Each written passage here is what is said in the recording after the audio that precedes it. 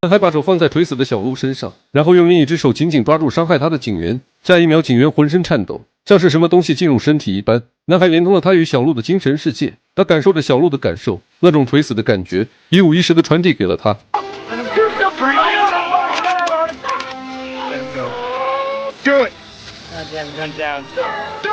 直到小鹿失去生命，旁边男人举枪走火，男孩才放开警员。警员被吓得连连后退。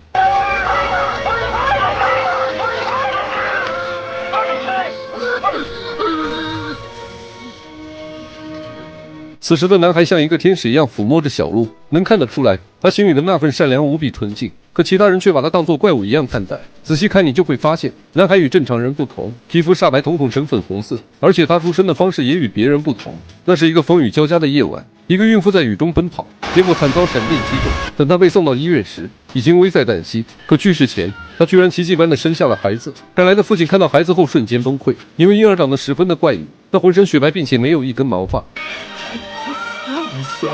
医生对父亲郑重其事地说：“男孩是天生的白化病。”父亲受不了打击，弃他而去。但所有人都没注意到孩子的脑电图几乎画满了整张纸，这意味着他生来智商就远超常人。后来，男孩被祖父收养，因为长相怪异，他被关在地下室，生活了18年。直到这天，祖父因病去世，他变成了一个人。隔天，一位警长带着心理专家走进了这所房子，他们也听说了孩子的故事，所以试图接近这个不见天日的男孩。接着，他们小心翼翼地走进地下室，终于在角落发现了他。当男孩从黑暗中走了出来，两人的脸上无比震惊。他雪白的皮肤下依旧没有一丝毛发，而他的眼球居然是粉红色的。他说自己叫鲍德。在交谈中，心理专家发现鲍德谈吐流利，举止有礼，完全不像是没上过学的人。专家看到墙上有书，便找了一本非常冷门的书籍问道：“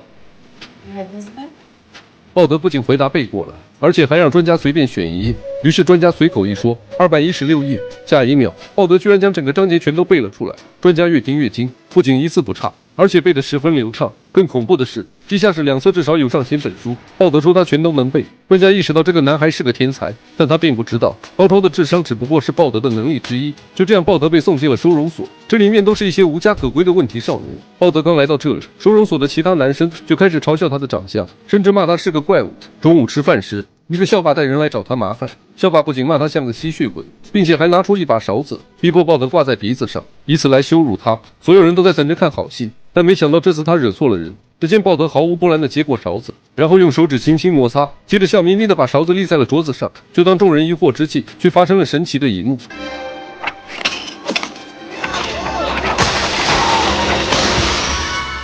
食堂里的勺子全都被吸了过来，集中在一处。这一幕看傻了食堂内的所有人。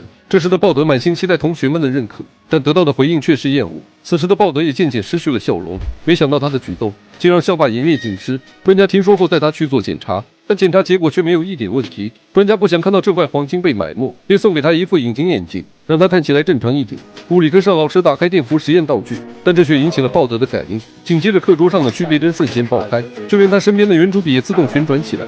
此时电流也越长越高，随着鲍德的身体开始剧烈抖动，突然一道电弧横穿课堂，直接命中鲍德的心脏。他没有被电倒，反而被死死吸住。紧接着，第二道电流也随之而来。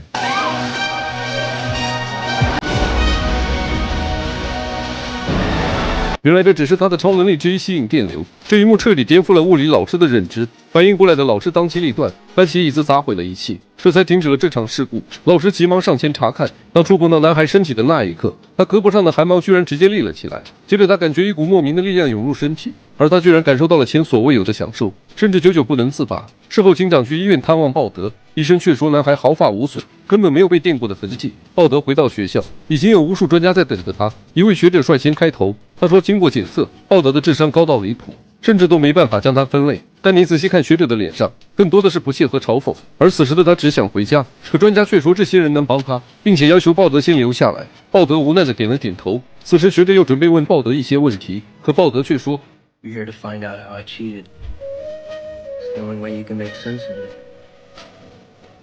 But I don't need you to believe in me, Dr. Stipler. I'm not interested in you or anything else here. I'm interested in going home. I'm not like other people. 说完，鲍德转身离开。外面的世界对鲍德来说是残忍的，他从未感受到这世上的一丝温暖。隔天，收容所全体去野外露营。相比于人类的恶，鲍德更喜欢和动物相处。下一秒，校霸举着猎枪出现在了身后。这时，旁边的同学劝鲍德赶紧离开。没等鲍德反应过来，他举起猎枪对准鲍德说道。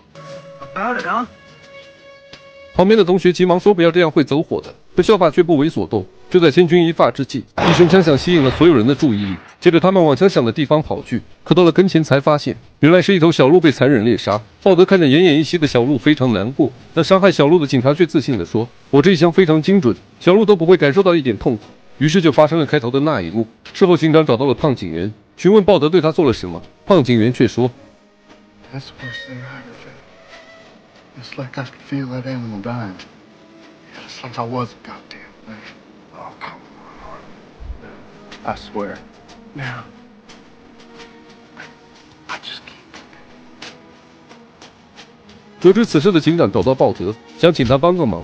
原来警长的妻子已经瘫痪多年，不能说话更无法动弹，但每天脸上都是伤心的样子。警长知道妻子一定有什么要交代，所以他想让鲍德试试能否传递妻子的话。鲍德来到女人床边，将手轻轻放在她的额头，感受着她心中的每一句话。接着他告诉警长，他唯一放不下的就是你们的儿子。这些年警长和儿子的关系很差，他希望你们重归于好，互相陪伴，不再孤单，这样他就能安心的走了。警长哭着答应了。不久，妻子就在怀中永远的睡去。儿子听到消息立马赶来，看到眼中满含泪水的父亲，他瞬间明白了一切。他喊出了那句多年未叫的爸爸。随后父子两人紧紧相拥。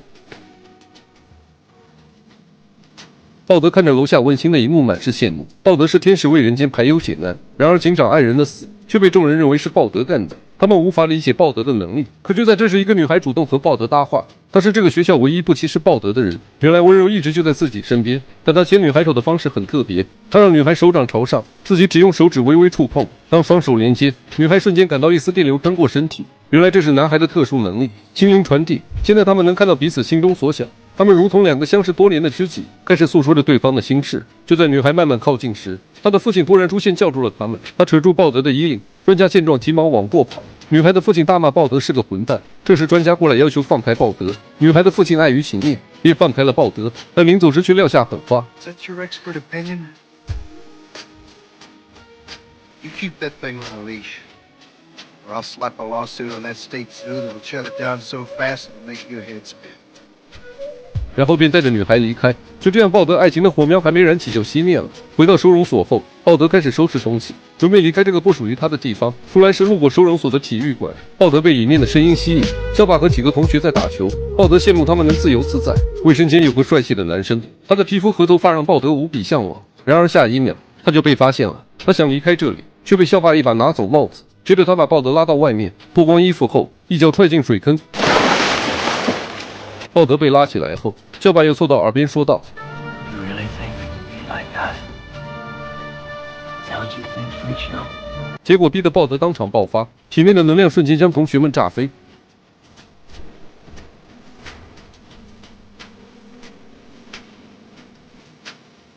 校霸直接没了心跳，这下完了，所有人都慌乱不已。但鲍德却默默地走过来，他俯下身子，双手放到校霸胸前，利用他体内的电流为校霸做心脏复苏。Come on, get away from me! 此时，所有人都惊讶地看着鲍德。好在鲍德最终把校霸救了过来。做完这一切，鲍德就此离开，回到了他原来的家，那个生活了18年的地下室。也许只有在这个狭小的空间里，才能给他带来一点安全感。没多久，专家一路追了过来。他虽不是最了解鲍德的人，但却是最关心鲍德的人。他十分后悔不该把鲍德带离这里，后悔带他离开却没有给他好的生活。可下一秒，老师却来了，而且还说道。